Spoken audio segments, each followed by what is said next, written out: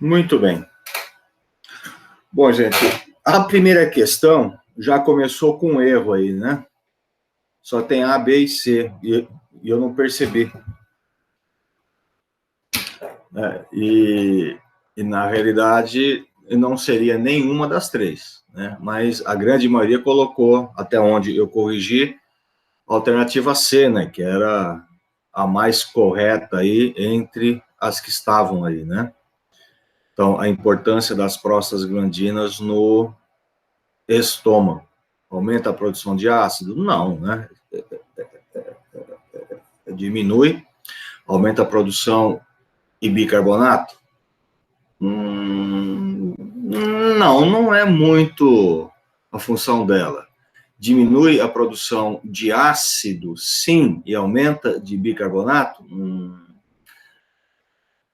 Não seria essa, seria uma outra, né? Que diminui a produção de ácido e aumenta o muco protetor, né? E que eu não sei por que não veio junto aqui, alternativa D, e acabou ficando só essas três. Então eu vou acabar tendo que considerar, tá? A alternativa 2. Com relação ao aparelho digestório, podemos afirmar: o ácido é importante para a digestão de gorduras? Não, ele não participa. Quando inibimos o ácido por longos períodos, podemos ter anemia perniciosa pela deficiência de pepsina. E aí, o que vocês acham? Sim ou não? Quer saber? Veja,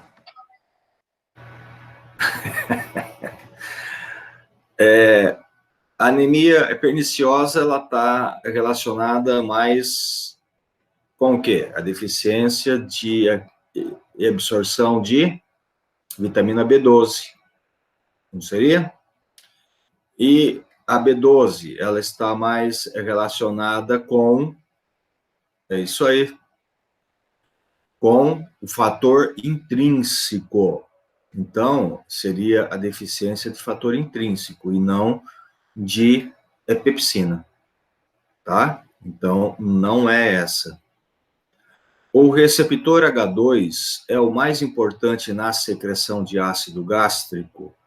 Sim, essa é correta. De todos os receptores, né? Lá, o muscarínico, o receptor da gastrina, o H2 é o mais importante no estímulo da produção, da secreção de ácido. Tá? Então, a alternativa C. Qual que era a sua dúvida aí, Carol? Era a B mesmo, que eu fiquei muito na E? dúvida. É. Então, não é a deficiência a pepsina, né? E sim o fator intrínseco. A pepsina, ela apenas quebra as proteínas, né? Então seria a deficiência proteica. Entendi. Ok? A terceira. Qual a consequência da utilização em excesso de xantina? Bom, a xantina, né, o cafezinho, qual que é o mecanismo dele, né? Eles inibidores da enzima fosfodiesterase, né? E a fosfodiesterase é que inibe, né, a MP cíclico. Então, se eu inibo a fosfodiesterase, eu aumento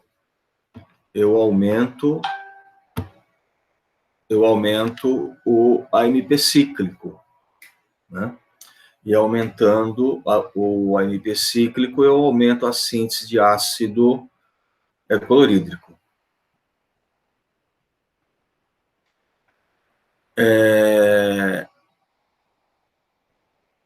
A C, Em consequência do uso da xantina, temos aumento de prostaglandinas? Não, não.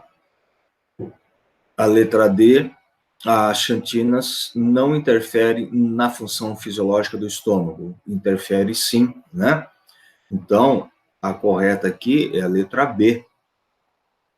Aumenta a concentração de AMP cíclico, aumentando a síntese de ácido clorídrico. É isso que as xantinas fazem, né? Por inibir a fosfodiesterase, aumentando a oferta do AMP cíclico e, com isso, aumentando a síntese de ácido clorídrico. Letra B. Tudo bem?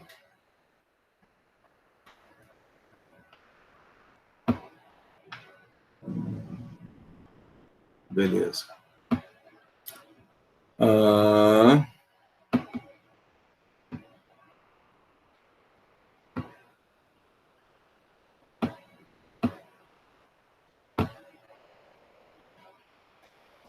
A quarta, né? É porque a utilização do inibidor de bomba de prótons em jejum. Bom, algumas provas que eu andei lendo, ainda ficou alguma dúvida com relação a isso daí. O inibidor de bomba, ele é um profármaco.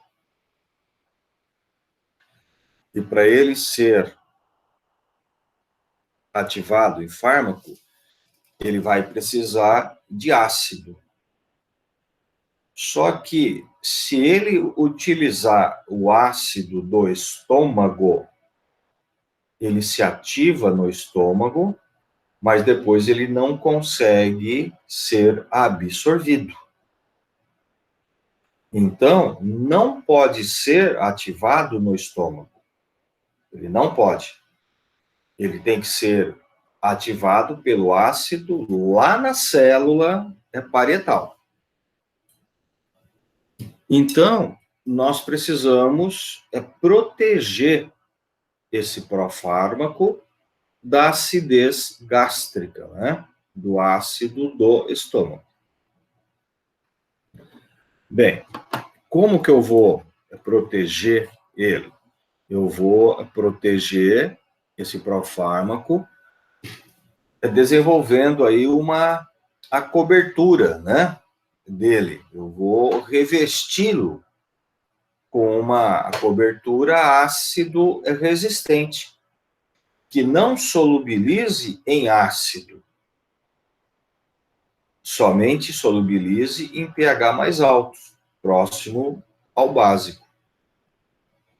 Então, se eu estou administrando esse profármaco com a proteção ácida resistente, eu preciso administrá-lo num horário em que eu tenho certeza que o pH do estômago está ácido, para não solubilizar o revestimento e ele passe pelo estômago na sua forma íntegra, sem sofrer interferência.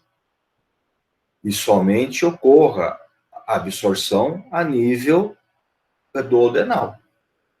Por isso que eu faço ele em jejum, que jejum é a única hora que eu tenho certeza que o pH gástrico está ácido. Ficou alguma dúvida aí, gente?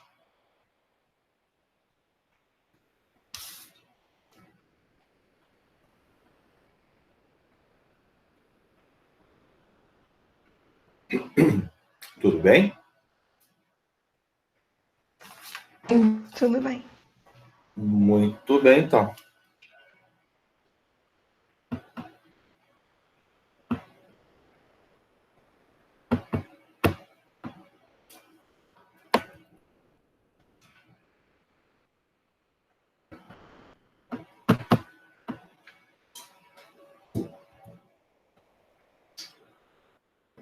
Essa porcaria aqui que não está obedecendo.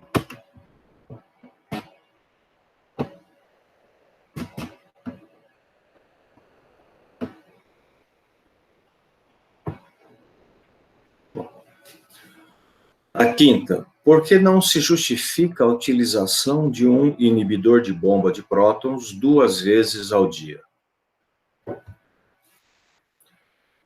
Então, e aí? Por que não se justifica? Quando nós inibimos a bomba com esses fármacos, a inibição é de forma irreversível. Né? Irreversível. Aquela bomba, ela não volta mais a conseguir sintetizar mais ácido. Então, aí, o núcleo celular, ele precisa replicar uma nova bomba. Ele vai replicar uma nova bomba. E essa replicação de uma nova bomba, ela leva, no mínimo, 18 horas. É de 18 a 36 horas para você ter uma nova bomba. Então, se eu levo, no mínimo, 18 horas, e a meia-vida desses fármacos é uma meia-vida curta, de 3 horas, 2 horas e meia, 4 horas, então, não interessa eu administrar de 12 em 12 horas. 12 horas eu não tenho novas bombas ainda para serem inibidas. Né? E até eu ter essas novas bombas, de 12 para 18, são 6 horas. Na grande maioria, eu já ultrapassei a meia-vida desses fármacos. Então, não se justifica a utilização desses fármacos, né, 2 vezes ao dia. Por isso que a indicação é uma única dose diária. Ok? Dúvidas? Só perguntar. Muito bem. A sexta.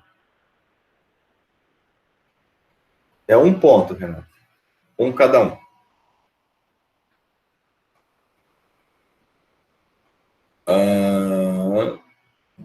Sexta.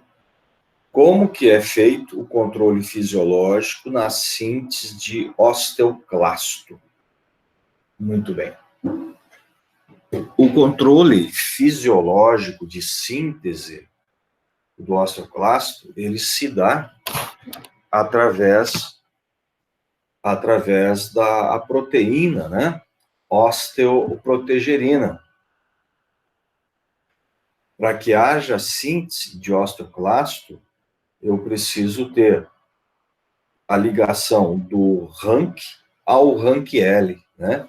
O receptor e ligante, RANK-RANKL.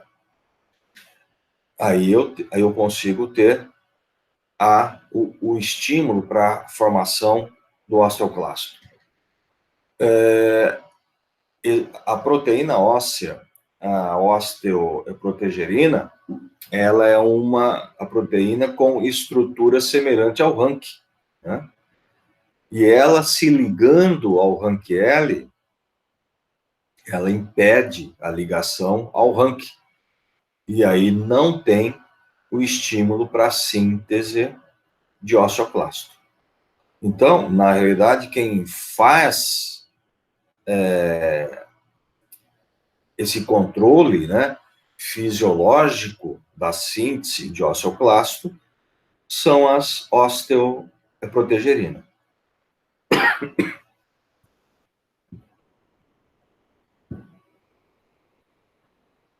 Tudo bem? Qualquer dúvida, gente, é só falar. Sem dúvidas.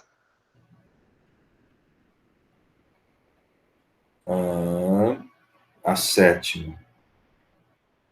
Justifique o uso do propanolol no hipertiroidismo. Muito bem. Gente, o propanolol é um bloqueador beta, né? É um bloqueador beta inespecífico. Muito bem. Quando você tem um estado de hipertiroidismo, lembra que nós comentamos que o hiper, ele leva a uma sensibilização de receptores beta, né? A um aumento de receptor beta, principalmente beta 1. Por isso que pessoas que têm hipertiroidismo têm muita taquicardia, né? Então, só aí já justificaria a utilização do propanolol como um bloqueador beta, para diminuir essa atividade. Mas o receptor beta, o bloqueador beta, o propanolol, também descobriu que ele tem uma outra propriedade. Ele inibe a conversão do T4 em T3 a nível periférico. E essa conversão periférica é importante, né, para a manutenção do T3. E o T3 é que vai ter atividade fisiológica. Então, é por isso que se justifica a utilização dele. Além de diminuir a atividade aumentada, né, dos receptores beta, principalmente do beta 1, cardíaco, ele também reduz essa conversão. Que sono. Do T4 em T3. Ok?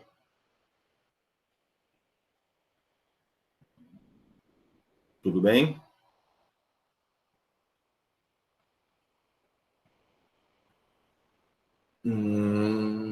Oitavo. Por que, ao fazer uso de um bifosfonato, devemos permanecer em pé por meia hora? Bom, como eu disse, esse em pé é não deitar, né? Porque o bifosfonato, ele estimula muito o refluxo gástrico, né?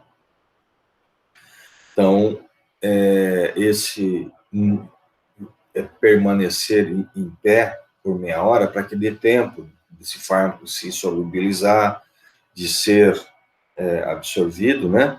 Para que não haja refluxo. Então, apenas para inibir o refluxo. Tá? Refluxo. Somente isso.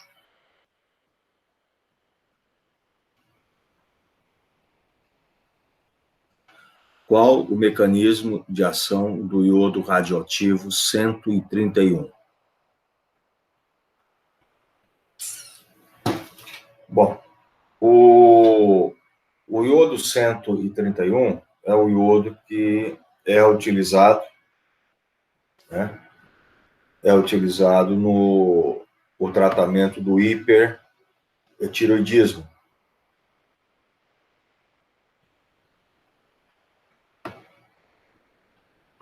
Só um minutinho, gente.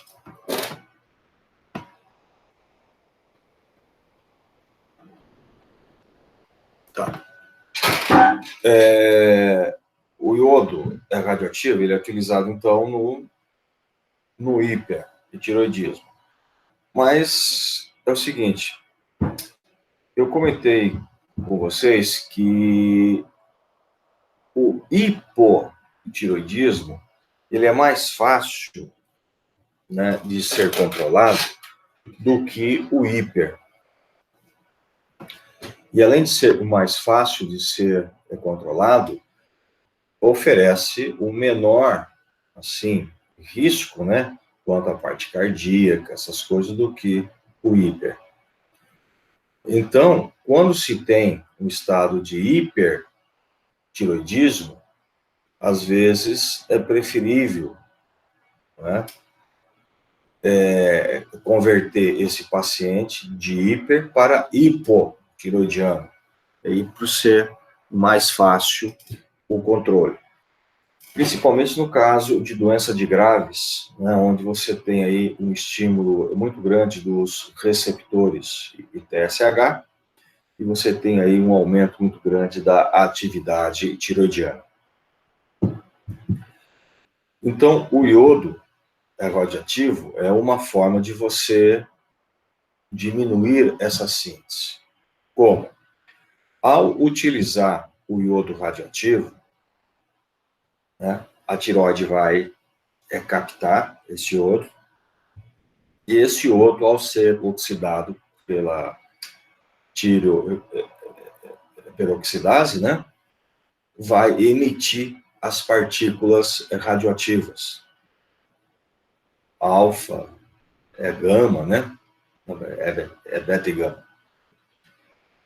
E essas partículas, elas são citotóxicas. Elas acabam destruindo aí a célula folicular. Né? E essa destruição da célula folicular é que vai fazer com que diminua, então, a síntese hormonal. Muitas vezes o clínico ele tenta reduzir, né, parte da glândula, destruir parte dela para você tentar um ponto de equilíbrio, né, para trazer esse paciente para a normalidade. Mas nem sempre isso é possível. Você acaba aí ou não atingindo, né, o objetivo, continuando hiper, ou você acaba destruindo muito, e aí você transforma esse paciente em hipo. E é isso que acaba acontecendo. Né? Então, o iodo radioativo, na realidade, ele emite essas partículas radioativas que são citotóxicas, que acabam destruindo essas células foliculares. E só acrescentando, né? Aí é só acrescentar, porque a resposta já foi dada. A penetração dessas partículas é muito pequena, né? Então, a ação dela acaba se tornando apenas dentro da glândula. Ela não ultrapassa os limites da glândula. Ah, isso é interessante, é importante. Certo?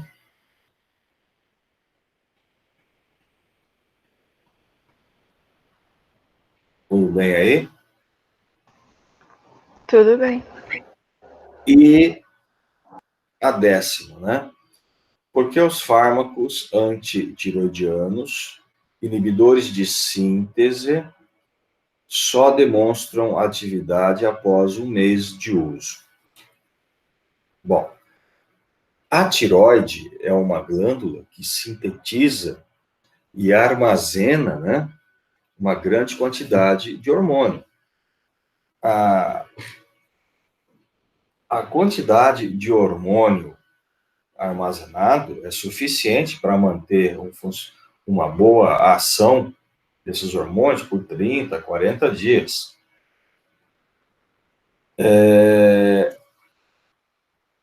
Tanto que, voltando à questão número 9, quando você usa o iodo radioativo, você precisa utilizar antes, né, um antitiroidiano para inibir síntese.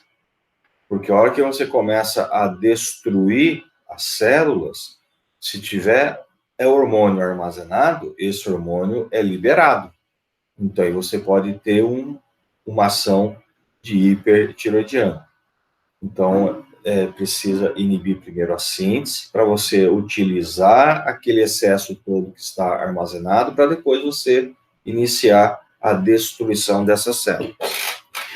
Então, é por isso, quando você começa a inibir a síntese, né, com esses fármacos antitiroidianos, ele inibe a síntese, mas o que já foi sintetizado, ele está armazenado, e ele vai continuar sendo liberado.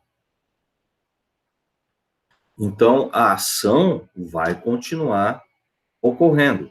Você só vai começar a perceber o efeito do fármaco só depois que você esgotar, né? Esgotar aí aquele estoque de aproximadamente 30 dias. Tudo bem, gente? Tudo bem. E aí, o que vocês acharam da prova?